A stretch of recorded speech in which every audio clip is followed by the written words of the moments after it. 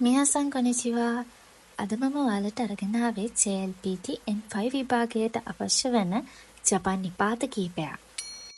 මුලින්ම අපි වා නිපාතය ගැන ඉගෙන ගමු. වා නිපාතය ජපන් භාෂාවේ වාක්‍යයක කර්තෘ පදයට පසුව තමයි යෙදෙන්නේ. මෙම නිපාතයේ ශබ්දය වා වුණත් අපි ජපන් ලිවීමේදී ජපන් හිරගනා හෝඩියේ හා අක්ෂරය තමයි භාවිතා කරන්නේ. ඉතින් උදාහරණයක් ලෙස මම ශිෂ්‍යයෙක් වෙමි. වතෂි වා ගක්ෂෙයි දෙස්. ඉතින් මේ වාක්‍යයේ කර්තෘ පදය තමයි මම.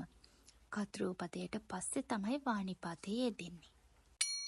ඊළඟ නිපාතය තමයි නෝ නිපාතය. කිසියම් දෙයකට ඇති අයිතිය පෙන්වීම සඳහා නෝ නිපාතය යොදා ගන්නවා. එනම් ගේ යන අර්ථය නිරූපණය කිරීම සඳහා මෙම නිපාතය භාවිතා කරනු ලබනවා. උදාහරණයක් විදිහට මම, මගේ, වතෂි, වතෂි නෝ, ජපානයේ, ජපානයේ, නිහොන්, නිහොන් නෝ, මගේ පැන්සල වේ, වතෂි නෝ එන්පිත්සු දෙස්. තුන්වෙනි නිපාතය තමයි මෝ නිපාතය.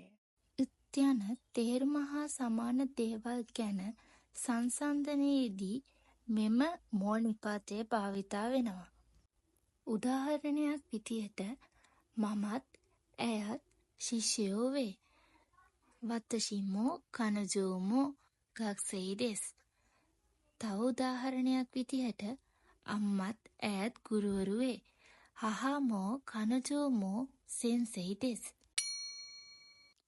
මීළඟට අපි ඉගෙන ගන්නේ කා නිපාතය ගැන. ජපන් භාෂාවේ කුමක් හෝ ප්‍රශ්නාර්ථයක් දැක්වීමට වාක්‍ය අවසානයේ කා නිපාතය යොදා ගන්නවා. උදාහරණයක් විදිහට දෙස් වේ, දෙස්කා වේද, අනතවා ගක්සෙයි දෙස්කා ඔබ ශිෂ්‍යයෙක් වේද. අවසාන නිපාතයේ විදිහට අපි ඉගෙන ගන්නේ ඕ නිපාතයයි. වාක්‍යික කර්මපදයක් යෙදෙන්නේ නම් පමණක් එම කර්මපදයට පසුව ඕ නිපාතයේ යෙදෙනවා.